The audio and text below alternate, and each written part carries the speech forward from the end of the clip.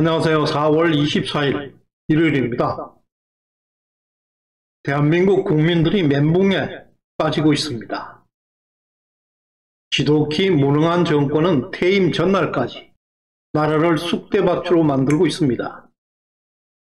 오로지 자신들이 지은 죄를 숨기기 위해서 역대 어느 정권에서도 볼 수 없었던 국가 파괴 공작이 퇴임 때까지 계속되고 있을 전망입니다. 검수완박 법안은 2년 사이에 2번이나 개정되고 있습니다. 그만큼 급해졌다는 뜻입니다. 2020년 1차로 개정되고 문재인 이재명의 죄는 덮어지지 않고 있습니다.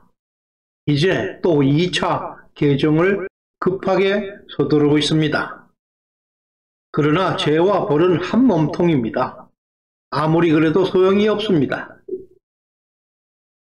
한국갤럽조사에 의하면 우파 국민 86%가 검수완박에 반대하고 있습니다. 전체 국민은 65%가 반대하고 있습니다. 이 정도 여론에도 불구하고 기승전 검수완박을 추진하고 있습니다. 어느 쪽이든 지지 기반은 붕괴될 것이고 파멸을 초래하게 될 것입니다. 우파 진영에서도 윤석열에게 실망했다, 지지를 취소하겠다 등 조급한 반응이 나오고 있습니다.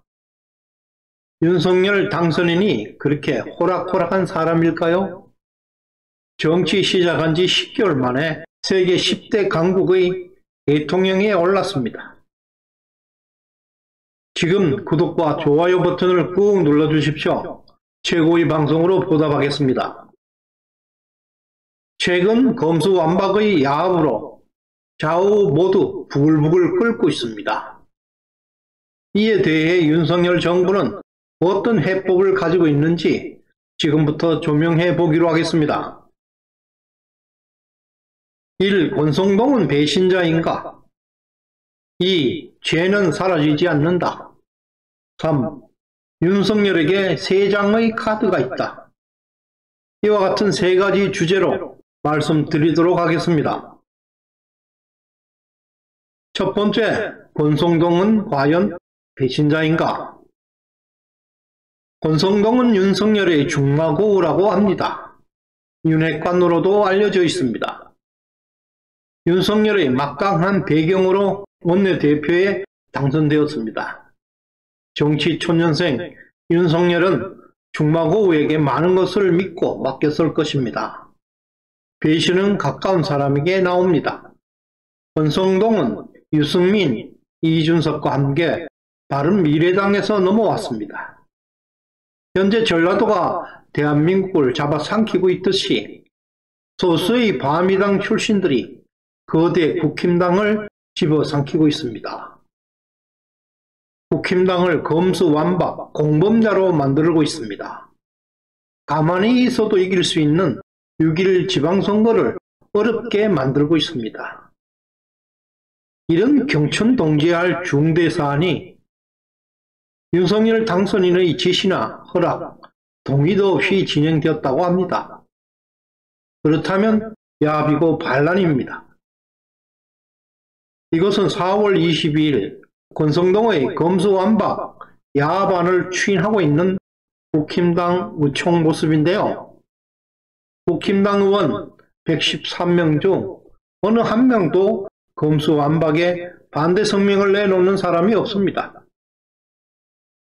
정말 비겁한 웰빙이거나 부패로 썩어 있는 집단이라 할 것입니다. 부패에는 좌우할 것 없이 반드시 청산되어야 합니다. 두 번째, 죄는 사라지지 않습니다. 이번 야반에 따르면 4개월 유예기간을 두고 공직자 범죄, 선거 범죄, 방위사업 범죄, 대형 사건 등은 4개 범죄는 경찰로 넘어가고 경제범죄와 부정부패 범죄는 최대 1년 6개월 이내 설치되는 중대범죄수사청으로 넘어갈 것이라고 합니다. 1. 문재인과 이재명은 공무원 신분입니다. 따라서 검찰은 공무원 문재인과 이재명을 수사하지 못하게 되었습니다. 이 대장동은 부정부패 범죄로 검찰 수사 대상에 포함되지만 이재명은 공무원이기 때문에 서로 충돌하고 있습니다. 사실상 검찰은 이재명을 수사하는 것도 어렵습니다. 따라서 이번 야부로 문재인, 이재명 모두 대박 만세를 부르고 있을 것입니다. 이재명과 문재인 수사는 물 건너갔다. 우파들은 분노하고 있습니다. 세 번째, 윤석열은 세 장의 카드를 가지고 있습니다. 1. 한동훈 카드입니다. 한동훈은 대한민국 최고의 엘리트 검사입니다. 윤석열의 최측근이라 할 수 있습니다. 한동훈의 삶은 오염되지 않은 예술 작품입니다. 완전체이고 전설, 천재라는 별명을 가지고 있습니다. 론스타 수사에 참가한 경력을 가지고 있습니다. 대한민국 최고의 로펌 김현장을 전격 압수수색하였습니다. 압수수색 당시 김현장에는 그의 부인이 근무하고 있을 때였습니다. 미국 유학 당시 쓴 논문의 표절률이 0%입니다. 즉, 한 문장도 남의 논문을 인용하지 않았다는 것인데요. 100% 창작한 논문입니다. 완벽한 인격 그 자체입니다. 한동훈 소유 부천 건물 월세를 15년 동안 3번 15만 원을 올렸다고 합니다. 이런 여러가지 미담들은 향후 대한민국 법치주의가 어떤 방향으로 전개될 것인지 짐작할 수 있는 대목입니다. 또 한동훈의 어록은 그의 소신과 철학 그리고 국가관을 잘 보여주고 있습니다. 민주당 정권 5년 동안 무엇을 했길래 야반 도주국이냐? 윤석열 대통령에게 무조건 맹종하지는 않을 것이다. 검수완박은 무조건 폐지되어야 한다. 지금 민주당 내부는 한동훈에게 볼을 떨고 있다고 합니다. 청문회를 보이콧하자는 말이 나오고 있습니다. 요즘 유시민과 추미애 그리고 박범계 등 고분고분 한동훈에게 입을 열지 못하고 있습니다. 대한민국은 이제 양아치들이 지배하는 시대가 끝나고 엘리트가 지배하는 시대로 넘어가고 있습니다. 윤석열 사단이 모였다고 합니다. 한동훈 인사청문회를 준비하고 있다는데요. 당장은 인사청문회부터 초대박이 터질 것 같습니다. 한동훈의 매직은 폭발적 시청률을 기록할 것입니다. 법무장관은 민정수석 역할을 겸하고 있는 자리입니다. 한동훈은 윤석열 대통령의 최근거리에서 보좌하게 될 것입니다. 한동훈은 수시로 상설 특검을 발동할 수 있다고 말했습니다. 권성동의 검수완박 합의안에 따르면 6개 범죄 모두 4개월 동안 유예기간을 주고 있습니다. 공직자 범죄, 선거범죄, 방위사업범죄, 대형사건, 경제범죄, 부정부패범죄 등 모든 범죄에 대해서 상설특검을 발동할 수 있습니다. 상설특검에는 검사 5명, 수사관 30명까지 조직될 수 있습니다. 유예기간이 종료되면 이들 상설특검 수사팀은 곧바로 경찰청으로 파견될 수 있습니다. 현재 금융정보원에도 검찰이 파견되어 있습니다. 두 번째 카드는 행안부 장관 카드입니다.